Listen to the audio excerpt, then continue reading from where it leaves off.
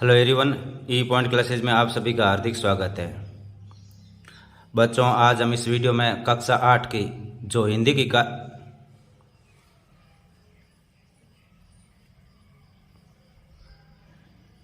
Hello everyone, ई point classes में आप सभी का हार्दिक स्वागत है। बच्चों, आज हम इस वीडियो में कक्षा 8 की जो गणित की कार्य पुस्तिका है उसका कार्य पत्रक 13 हल कर रहे हैं। इससे पहले और बाद के सभी कार्य पत्रक अपलोड कर दिए हैं, जिसका लिंक इस वीडियो के डिस्क्रिप्शन में दिया गया है।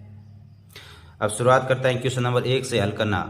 नीचे दी गई संख्याओं में उन संख्याओं पर गोला बनाइए जिनमें 5 का पूरा पूरा भाग जाता है। तो जिन संख्याओं में 5 का पूरा पूरा भाग जाएगा उनके इकाई का अंक या तो 5 होगा या क्या होगा, 0 होगा। इनमें देखना है जिसमें इकाई का अंक 5 या 0 आए वो उसमें 5 का भाग जाएगा। तो इसमें देखिए 25 है, इसमें इकाई का अंक 5 है, 5 का भाग जाएगा। इसमें इकाई का अंक 0 तो इसमें 5 का भाग जाएगा। इनमें 5 का भाग नहीं जाएगा। इसमें इकाई का अंक 5 है, इसमें 5 का भाग जाएगा। इसमें इकाई का अंक 5 इसमें भी जाएगा, और इसमें इकाई का अंक 0 तो इसमें 5 का भाग जाएगा। इन सब में यहाँ पे देख 75, इसमें भी इकाई का अंक 5 है तो इसमें भी 5 का भाग जाएगा। इसके बाद देखिए 83, इसमें नहीं जाएगा। फिर 95 इसमें जाएगा क्योंकि इकाई का अंक 5 है, इसमें इकाई का अंक 0 है तो इसमें 5 का भाग जाएगा। इसी प्रकार इसमें नहीं जाएगा। इसमें देखिए इकाई का अंक 5 है तो इसमें 5 का भाग जाएगा, बाकी इनमें सब में नहीं जाएगा। फिर इसमें देखिए 90, तो इसमें इकाई का अंक 0 है तो इसमें 5 का भाग जाएगा। इसके बाद में क्वेश्चन नंबर 2, नीचे दिए गए रिक्त स्थानों में से ऐसा अंक लिखिए ताकि संख्या 10 से विभाजित हो जाए। 10 से विभाजित हो जाए तो कोई भी संख्या 10 से विभाजित होने के लिए इकाई का अंक 0 होना जरूरी है। जैसे इकाई, यहाँ पे इकाई का अंक लिखना है तो यहाँ पे 0 लिख दीजिए, ये 10 से विभाजित हो जाएगा। इसमें इकाई का अंक 0 है, यहाँ पे कुछ भी लिख सकते हो, नहीं तो आप 0 लिखे तो 0 लिख सकते हो। यहाँ पर भी इकाई का अंक 0 है, यहाँ पर भी इकाई का अंक 0 है, यानी इन सब में भाग जाता है 10 का। तो यहाँ पे आप अलग संख्या लिख सकते हो, नहीं तो 0 0 लिख दो। सब में एक ऐसा अंक लिखिए, तो सब में एक जैसा अंक लिखो, तो इसलिए 0 0 0 और 0 लिख दे सब जगह, क्योंकि 10 का भाग जाने के लिए इकाई का अंक 0 होना जरूरी है। तो इकाई का अंक सब में 0 है तो ये 10 का भाग जाएगा। अब इसके बाद में इसका क्वेश्चन नंबर 3, नीचे दी गई संख्याओं के गुणनखंड एवं गुणनखंडों की संख्या लिखिए, यानी इसके गुणनखंड और गुणनखंडों की संख्या लिखनी है। तो गुणनखंड क्या होता है, जैसे ये संख्या दे रखी है, इनका गुणनखंड और गुणनखंडों की संख्या लिखनी है। जैसे 1 है तो 1 में केवल 1 का ही भाग जाता है और कोई संख्या का भाग नहीं जाता है, तो इसका गुणनखंड 1 हो जाएगा। क्या हो जाएगा, 1। ये गुणनखंडों की संख्या भी 1 हो जाएगी क्योंकि 1 ही है।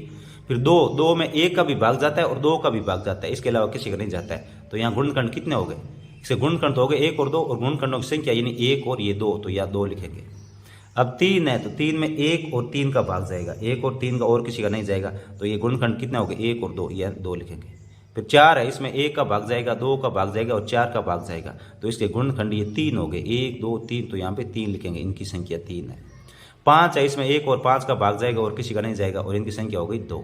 इसी प्रकार 6 है, इसमें 1 2 3 और 6, यानी ये 4 है तो यहाँ पे 4 लिख देना, इन 4 का भाग जाएगा, तो ये 4 संख्या हो गई। इसमें नेक्स्ट है 7 में 1 और 7 का भाग जाएगा और ये 2 हो गए, 1 और 2, तो यहाँ 2 लिखना है। फिर 8 है, इसमें 1 2 4 और 8, इन 4 का भाग जाता है तो यहाँ पे 4 लिखेंगे।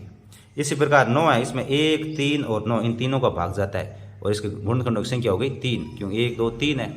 इस प्रकार 10 है, इसमें 1 2 5 और 10, इनका भाग जाता है, तो इस प्रकार गुणनखंडों की संख्या हो गई 4, 1 2 3 और 4। इस प्रकार 11 है, इसमें 1 और 11 का भाग जाता है, तो इस गुणनखंडों की संख्या हो गई 2। इस प्रकार 12 है, तो इसमें 1 2 3 4 6 और 12, इन सब का भाग जाता है, तो ये टोटल कितने हो गए, 6 हो गए। तो ये इसके 6 संख्या, गुणनखंडों की संख्या 6 हो गई। इसके बाद में 13, 1 और 13, इसमें 1 और 13 का भाग जाता है तो ये 2 हो गए। फिर 14, इसमें 1 2 7 और 14 का भाग जाता है तो ये 4 हो जाएंगे टोटल। इस प्रकार 15, इसमें 1 3 5 और 15 का भाग जाता है तो ये टोटल 4 हो जाएंगे। इसी प्रकार 16 है, इसमें 1 2 4 8 और 16, इनका भाग जाता है, ये टोटल कितना हो गया, 5, तो इनकी संख्या हो जाएगी 5। इसके बाद में क्वेश्चन नंबर 4, भाज्य संख्याओं पर गोला लेके लगाइए। जो संख्या भाज्य है उस पर गोला लगाना है। तो जो सम संख्या होगी और या जो संख्या जिसमें एक और स्वयं के अलावा दूसरी संख्या को भाग जाता है वो भाज्य संख्या कहलाती है। जैसे देखिए ये ऊपर परिभाषा दे रखी है, यहाँ वे संख्या जिनके गुणनखंड 1 और समय वह संख्या होती है अभाज्य संख्या कहलाती है। तो इसमें देखिए 4 है, तो 4 में 2 1 2 और 4, यानी 3 का भाग जाता है, तो ये क्या होगा, 4 क्या होगा, भाज्य संख्या होगी। और फिर इसी प्रकार 6, तो 6 में 1 का भाग जाता है, 2 का भी जाता है, 3 का भी जाता है और 6 का भी जाता है, तो ये भाज्य संख्या हो जाएगी। और अभाज्य संख्या क्या होती है, जिसमें 1 और स्वयं के अलावा, जैसे 2 है तो 2 में 1 और 2 का भाग जाता है, तो वो क्या होगी, या भाज्य संख्या होगी। 5 है तो इसमें 1 और 5 का जाता है, इसके अलावा किसी का नहीं जाता। 7 है तो 1 और 7 का जाता है, इसके अलावा किसी का नहीं जाता है, दूसरी संख्या किसी का नहीं जाता। 1 और जो संख्या स्वयं है उसका भाग जाता है, तो वो क्या हो जाएगी, वो अभाज्य संख्या हो जाएगी। तो इस प्रकार से ये संख्या जो आपने देखी गोला लगा रखा है, ये सभी भाज्य संख्या है, इन पर गोला लगाइए। जैसे 4, 6, 8, 9, 10, 12, 14, 15, 16, 18, 20, 21, 22, 24, 25, 26, 27, 28, 30, 32, 33, 34, 35, 36, 38, 39, 40, 42, 44, 45, 46, 48, 49, 50 और 51। 51 में भी भाग जाता है। 51 में 51 में किसका भाग जाएगा, 1 का जाएगा, 3 का जाएगा, 17 का जाएगा और 51 का जाएगा, यानी 4 संख्या को भाग जा रहा है। तो ये सब क्या हो जाएगी, भाज्य संख्या हो जाएगी। इस प्रकार नीचे लिखिए, देखिए नीचे लिखी संख्या किसकी संख्या से भाज्य हैं लिखिए।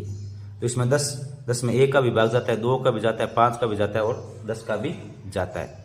इसी प्रकार 16, इसमें 1 का, 2 का, 4 का, 8 का और 16 का भाग जाता है। इस प्रकार 15 है, इसमें 1, 3, 5 और 15 इनका भाग जाता है। इस प्रकार 25, इसमें 1, 5 और 25 इनका भाग जाता है। तो इस प्रकार से इनमें भाग देख के पता करना है कि कौन संख्या का भाग जाएगा। इसी के साथ ये कार्यपत्र कंप्लीट हो गया। धन्यवाद आप सभी का हमारे YouTube चैनल पर आने के लिए।